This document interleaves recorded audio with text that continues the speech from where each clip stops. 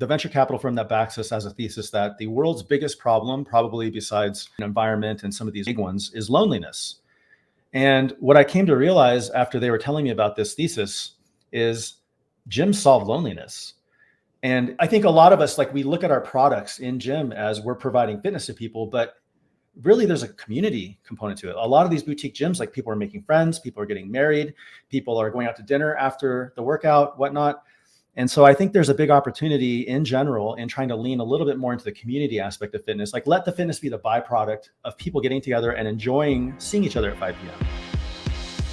This is All Things Fitness and Wellness, hosted by Chrissy Van. Together, we're uniting industry thought leaders and fitfluencers on the mission to inspire innovation and encourage people to live a life fit and well. On today's episode, we're diving into industry trends for 2025 and the leadership qualities that stand out. Joining us is self-professed Rebel CEO Dan Uyemura of PushPress. Starting as a software engineer and transitioning to gym ownership, Dan quickly recognized the operational challenges gym owners face, from managing memberships to scaling their businesses. Frustrated by the inefficiencies, he set out to build PushPress, a software platform designed to streamline gym management and help owners focus on what really matters. Before we get to it, be sure to hit like and subscribe. We have new podcast episodes weekly featuring industry thought leaders and influencers. I'm your host, Chrissy Van, and this is ATFW.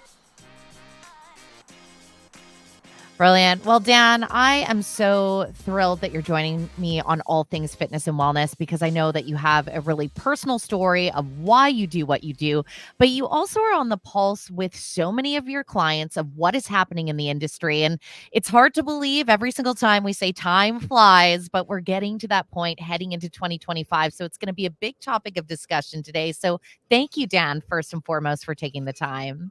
Absolutely. It's I love getting on these types of podcasts and talking about where hopefully the future of this industry is going. Absolutely. And I mean, I don't want to linger too long in the past of how you got here, because I know you're not a stranger to many in the industry. But for those that might not be familiar, what is PushPress? How did this become your passion to bring to life? PushPress is basically a gym management platform, software platform. It became kind of my passion play because I opened a gym. I was a software engineer before I opened a gym, didn't really like what was out there, kind of felt like it could be done better.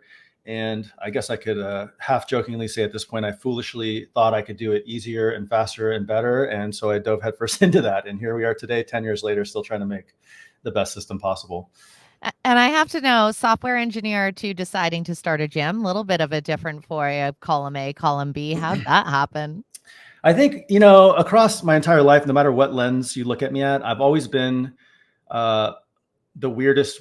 Like, I was always the nerdiest punk or the, most athletic software engineer. So it's, and even today, I'm probably one of the more rebel CEOs. So I don't know why it's always that way, but it's always like, I like straddling the line of both sides of things. So that's probably what it was. Like, I was athletic growing up, and then I just dove headfirst into learning how to code when I got to college. And that was kind of it. Well, I know we're going to be talking about 2025, but now you've said one of the most rebel CEOs. Define that. Why? What are you rebellious over? Tell me everything. There's just a traditional way to run business. And I basically, the way I look at things is, if everyone's going left, is there an opportunity to go right? And that includes with like the language I choose to use, the type of people we hire, doing content when other people weren't, it includes everything. So, I use colorful language. I do unscalable things. I hire people that I see a lot of potential in who might not be the best, polished people. There's just a lot to that, but yeah, in general, if everyone's looking right, I want to go left. Well, let's fucking go then. There we go. Let's fucking go. I was like, there's no rules here. We got over the point where I cuss and then go, oh, am I allowed to cuss on this podcast? So yeah, I thought I would trailblaze for you and be like, you're in a safe space. It was going to happen eventually. I actually relate to the sentiment so much, though, because I don't know how much you know about my background, but I came from the traditional media world where what I just did would get me fired without certainty. And I realized I didn't fit in a space like that. And that's what I so appreciate when there are leaders that are like, I'm going to do this my way of how I am as a person, and understand that it doesn't ruin anyone's level of intelligence to any degree. You're just an expression of personality. Not a lot of people 100%. get that, though. I imagine maybe you come up against the grain or a bit of friction and resistance sometimes. Yeah, 100%. I think, and the reality of it is, and I'm sure you see this too, if you have the same mindset, is I think most people want to be let out of the box, but they're afraid to. So being around someone who's just like, I'm going to do it, I'm going to do that, is refreshing for most people, because deep down inside, I think they wish they could act that way as well. So Yeah, I mean, life's short. Being in a yeah. box just seems highly overrated, but Mm, it yeah. is rather entertaining to watch how many of us do it. And I can even be guilty from time Oh, to time. yeah. But as we look at 2025, what are some of the biggest shifts that you foresee heading into 2025? Because I know for myself, we've just come off the heels of Beyond Active NYC, a lot of conversations happening there and a lot of momentum happening in the industry.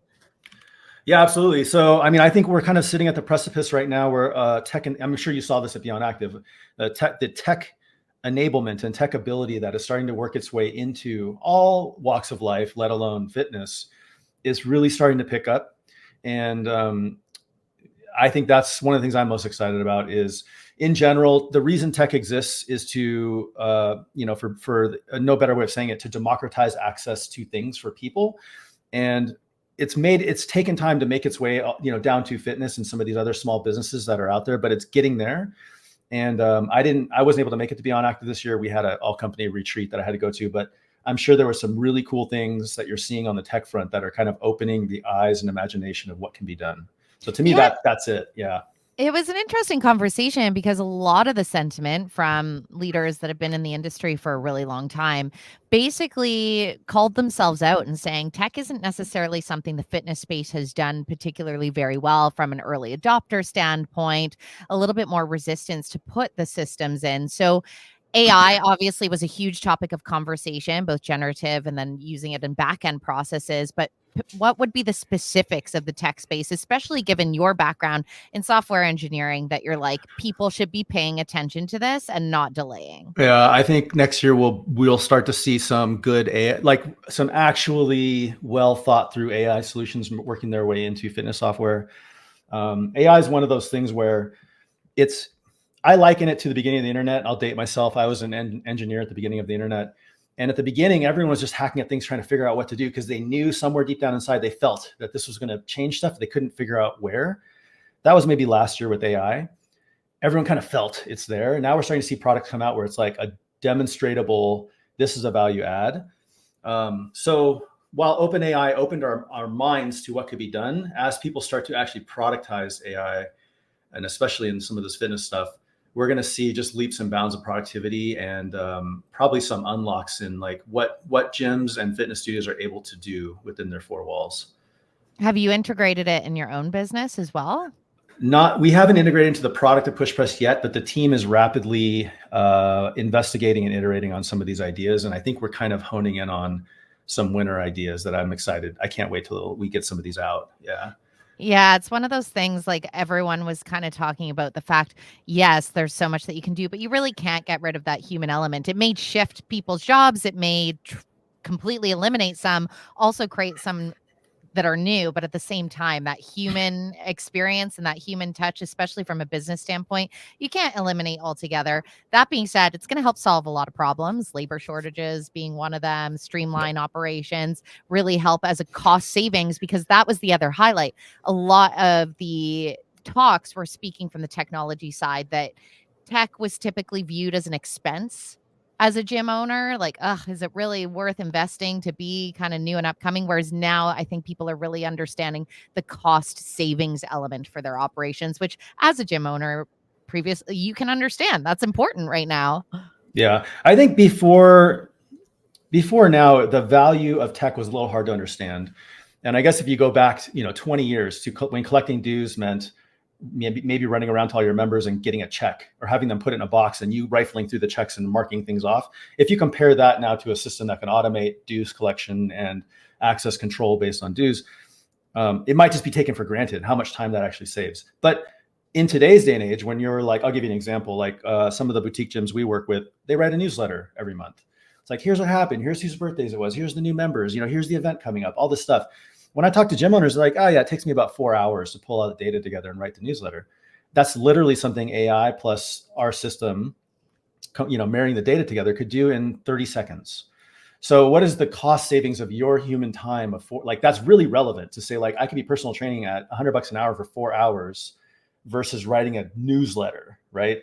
And so those are going to be, in my opinion, some of the biggest win niche stuff next year, which is going to be where you can start to productize AI into a role that a gym owner spends time doing, or even, a coach or whatever spends time doing, that could just say, hey, let's turn that into a 30-second button push, right? And just do it. Yeah, it's basically adding an exponent on one's being. I mean, I know even for myself as content creation, it's an incredibly handy tool and it's just been wonderful. The more you use it, the more it knows you, the easier it gets. And same with these systems, the more you train it, the better it's going to be in regards to propelling your business forward. Now, for yourself and your business, you're on the pulse of over 3,000 gyms, operators. So, when it comes to the operational challenges of the now or heading into 2025, what are the things that you are hearing on the ground? Because I think of coming out of COVID, labor shortages, obviously a huge one, super high interest rates and costs of operation, a second one. But what are the ones that you're starting to hear are the pain points of the moment? Yeah, I mean, I think you could break it up into two categories. There's certain things that gyms can't control, which would be like labor shortages, macroeconomic trends, rents, etc. And that's like, you're going to have to adapt to those changing behaviors. What I'm kind of honing in on right now, what I'm starting to realize as I'm evolving. So what I'm realizing as I grow this business, again, I came as a gym owner. I'm now the CEO of this company. And what I've learned is all of the stuff I've learned to become a CEO of this company is actually stuff that should be used in a gym too. It's just completely transferable.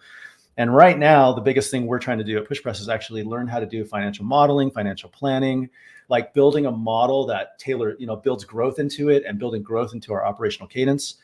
Since I'm doing that, I'm like, oh, this would change the game for gyms if they actually had a spreadsheet in front of them that could actually tell them, like, these are our goals for this week or month or whatever, this quarter. And these are the levers we have to pull to try and achieve the goals. And as we're starting to drift off track, here's how we can pull a different lever to, get back on track or whatever. So, I mean, I think this isn't really in the mind of a lot of gym owners today. But when I talk to a lot of gym owners, I realize, like, just having that blueprint, because who are like some of the most competitive people in the world? Like, if you tell someone, like, hey, the guy over there benches, 300, can you do it? Like, rest assured, sooner or later, that guy will be benching 300, right? So if you can start to put some of this information in front of them and say, like, this is what typical gyms grow at, this is how they look at it, this is how many members they add, this is what I want you to do, I think gym owners will start doing it, and that would just change the game for them. Yeah, without question. How about on the flip side? What are some of the biggest opportunities that you're hearing? Because again, we're now really out of that recovery phase, but when it comes to kind of movement in the industry and things like that, it's like cautious optimism is kind of what it felt like from a lot of the leaders at the last conference. Yeah, it's interesting. I am completely bullish on the space. I actually think, I don't think it actually, the venture capital firm that backs us has a thesis that the world's biggest problem, probably besides environment and some of these big ones, is loneliness.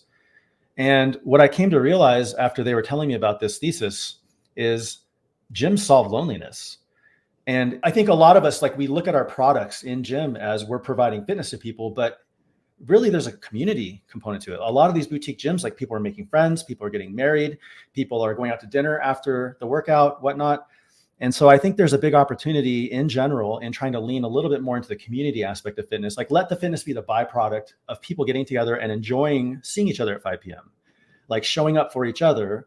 And it's almost like, I believe church, the spirituality is the byproduct of the community, And so I just think there's a huge opportunity in general in our space that a lot of people who don't understand what happens in those four walls of a boutique gym can't get. Like, the economists and the investors, they can't understand what's happening in there. But when you're in there and you see the magic of it, it is actually untapped potential, in my opinion. It could be so big.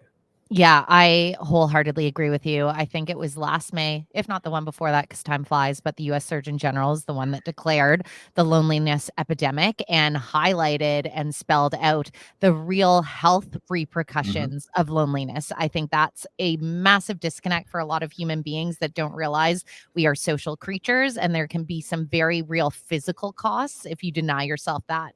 Meanwhile, what I was reading the report, I think it was Les Mills, or no, it was the Lululemon Global Wellness Report that was talking about how Gen Zs are lonelier than ever, but they're the ones that understand we are the third spaces. Even you look at what's happening in the dating world right now. Everyone's over online dating. It's terrible. It's gamified. It's basically like playing a weird gambling lottery.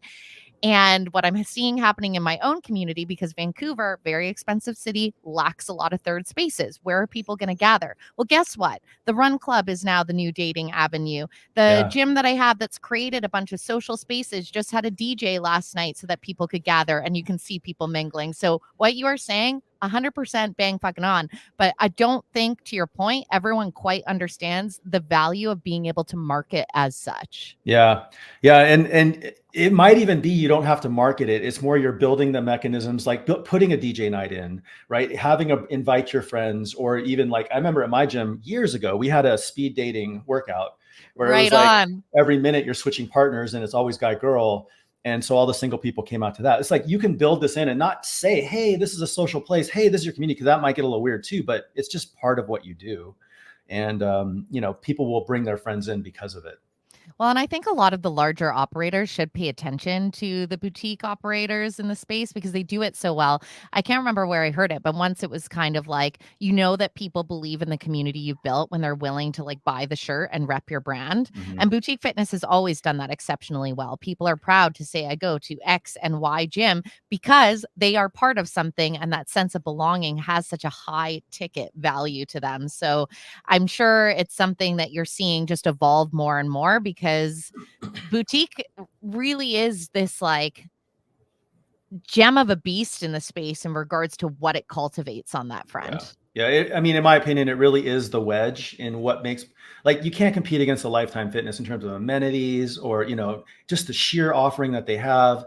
But you can compete in the quality of people that show up and making it a third space of friendly people that, you're inviting to your weddings, you're going out to movies with. Like, that is gold, literally gold. Like, I don't know. Yeah. So that, We to me, get it. that's the opportunity.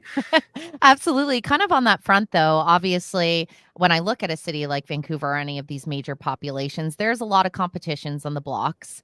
And we know that the pockets of your consumers have been stretched ever so tightly with inflation. So, competition is, I think there's incredible collaboration happening in the fitness industry, but at the end of the day, it's a competitive industry. So, heading into 2025, how can people, aside from the community aspect, really have that edge and stand out? I kind of take an anti standpoint here. I hear what you're saying, and I know a lot of gym owners feel that it's a very competitive space. My kind of like one of the keynotes I give at the end, I'll tell people like, hey, there's 8 billion people on this planet. There's not a single person who couldn't benefit from being in your gym. Maybe someone who's like under 5, like just so young, it doesn't count, but let's just pretend for a minute. 8 billion people need fitness. They need community. They need wellness. If every single one of them made their way into a gym, we would need like 25 times more gyms than there are today. So it's really like our failing, or the industry's failing in educating people of like why you actually should go to the gym. And, part of that problem is it's work. And so that's why I kind of feel the community end of it can alleviate that. It's like, I'm just showing up to hang out with my friends and I'm going to do some fitness. But if you're just pushing the grunt work of it, it's hard because there's easier buttons out there, right? With those Ozempic and all these other things. So anyways, to stand out from your competition, I think part of it is banding together with the other gyms and working with them and promoting a healthy lifestyle and letting more people pick from the gyms, where they want to go to. There's a reason car dealerships all hang out together, right? There's a reason on every corner there might be 2 or 3 fast food joints instead of spreading them out, because they've done a study on this. And it's like, when you change the mental conversation from, do I want to eat, to do I want Burger King or McDonald's, like, you've already got them pot committed to eating and they're just going to pick one at that point. So there's something to be said for actually like being a little bit more non-zero sum game about this and working with the people around you. Yeah, I really like that analogy. I guess to your point, I know it's shifted. Before, they used to say 80% of the population aren't in the doors. Now it's edging around that 75 to 80. So slight little incremental improvement, but that's been the same statistic for decades upon decades. So to your point, what is it? It's like the age old question, but what do you feel is the missing piece to actually entice? I mean, you touched on GLP-1 there, which some feel is a gateway opportunity for some, but we know that blanketing that population in medication cannot be the only answer we've come up with. Yeah. I mean, if I were to own a gym, I mean, these are just a couple quick hit things I'm thinking off the top of my head. I might name it something along the lines of a social club or a fitness club or something in the words that makes people feel like it's more than just work out, get sweaty, and, maybe hurt at the end of it, or the hard button. I would probably try to figure out a way to roll with the tide in terms of GLP-1, hormone treatment, all these new age longevity type things that are happening right now, because that's the easy button, but people will realize like the easy button never works. And even if it does work, I don't think people feel great about it. Like, oh, you lost a ton of weight. What are you doing? And then people will be like, I'm walking a lot more. Like they're going to lie about it, right? So like they're going to want to work out with it. So yeah, I think I would try and roll with the way the macro is working, but also position myself in a way that like, hey, this is more than a gym. Like you can come here and work, you can come here, study, you can come here and hang out with friends. Like we have weekend events, we have a DJ on Fridays, so stuff like that is what I would do. Yeah, it's really going to be the huge shift, especially knowing that Gen Z are the adopters in the space right now. They are truly the champions. They are the ones that get it. And they're also the ones that are sharing it on social media Mm-hmm. immensely. And it's because of the sins of our past. I think they're looking at parents that, Yeah. let's say you want to go on a family hike and mom and dad are huffing puffing and can't even make it up the first peak. They're like, maybe I want to do it differently and not live my life that way. 100%. And then if you evaluate that even more, like this is actually a funny story. My executive team is made up almost half of older people and younger people. I'm on the older side, of course. But I brought up the question like, hey, who here uses DoorDash? And all the younger people are like, emphatically, yes. All of us older people are like, never would I ever pay someone to do that. And the younger people's arguments actually convinced me that it's the right way to go. But what I realized is young people value their time, they value experience. They actually don't value money. Like they're willing to spend all their money for the right place to be, the right experience to be in, ease and convenience, having food delivered to you, all of that stuff. And I think as long as if you can understand that as a gym owner, it's like you can roll with it, right? Like they're willing to pay for experience, make a bang on top experience. They're willing to pay for brand. They're willing to pay for all these things. Give it to them, save them time, save them energy, make them better, faster. That's what wins. Yeah, it's kinda like that saying, like, "Just take my money." Like, if you create the experience, you can give Yeah. them that "just take my money" moment, then Yeah. you've nailed it. Like if you're a modern gym and you don't have an Instagram wall or two, like you're failing. Like build an Instagram wall. It's what the kids want, right? So you got to think. Yeah. If you don't know what to do, bring in some 20-year-olds and let them just tell you what they would want. Listen to them.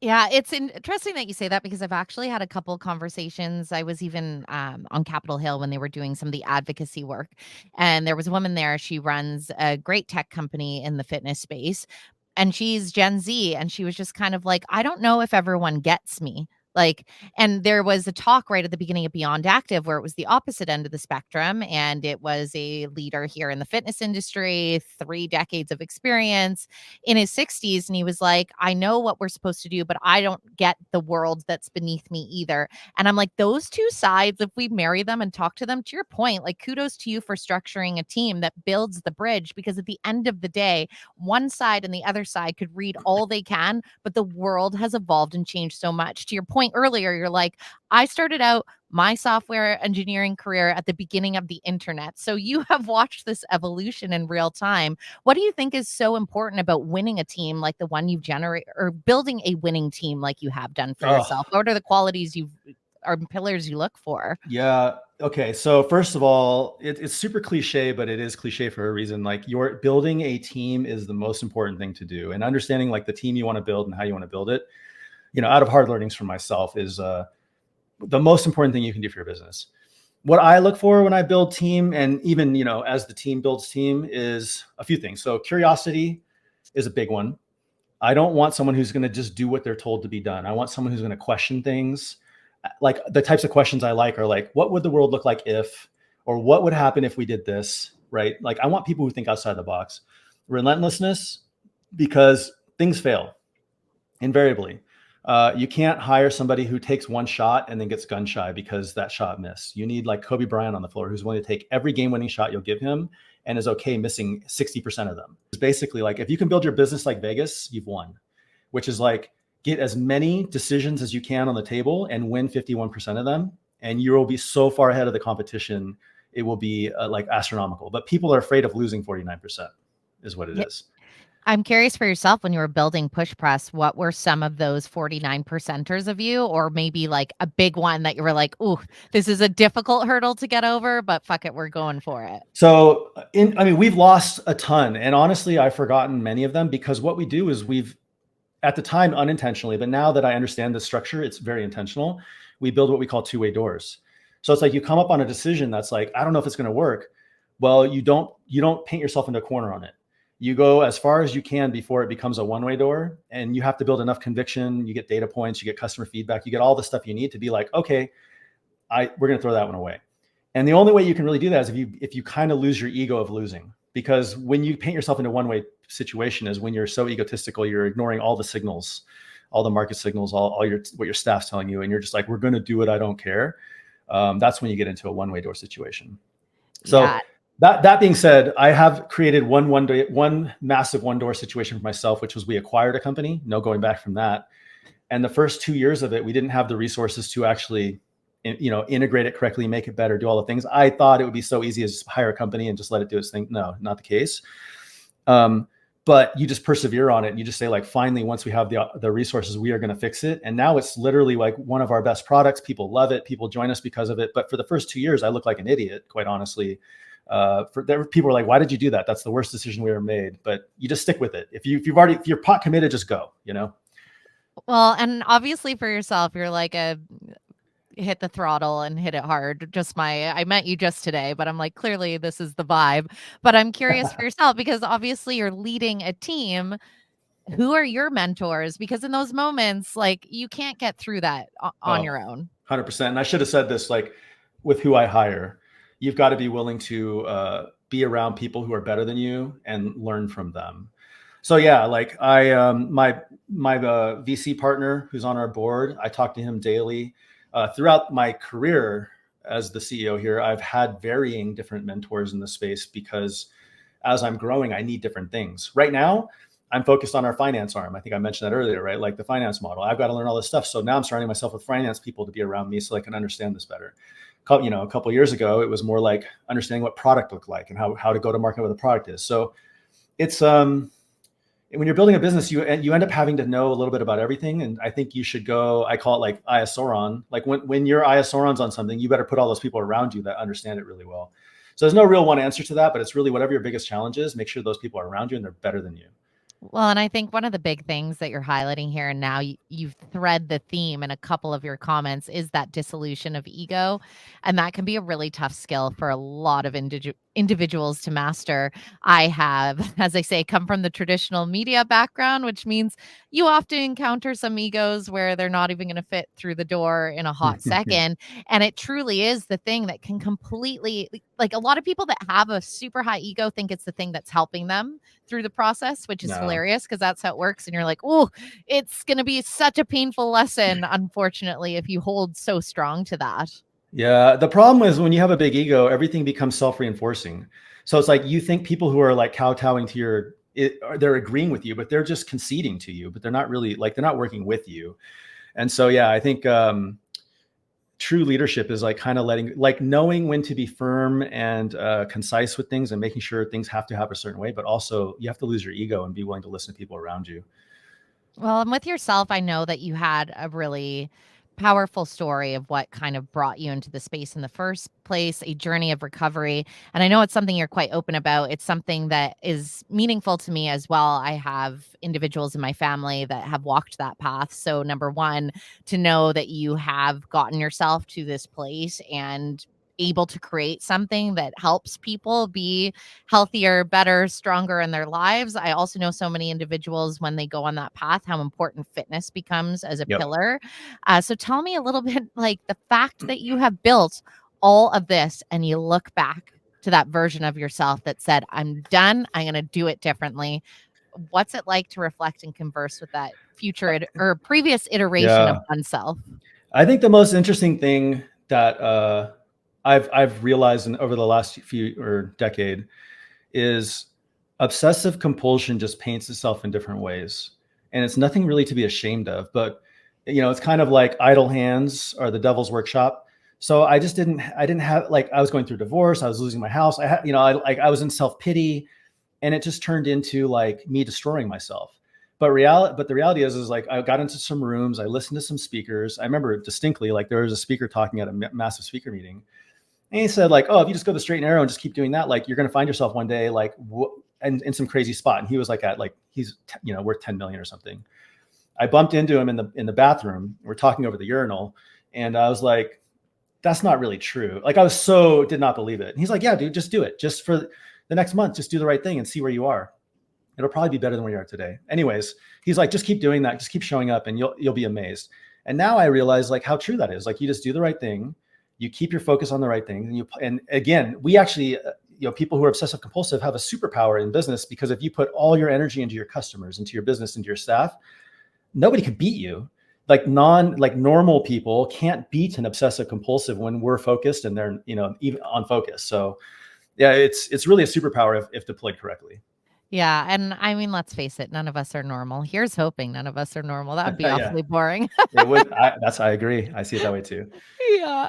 Well, as we round out the conversation here, what would be your overarching piece of advice that you would want to drive home as we're heading into this next year in a very exciting time in fitness? Because to your point earlier, like, the momentum is certainly here. And I think as an industry as a whole, especially what I'm feeling in the North America side, I haven't traveled to the international conferences, but I've been to a lot here stateside and in Canada.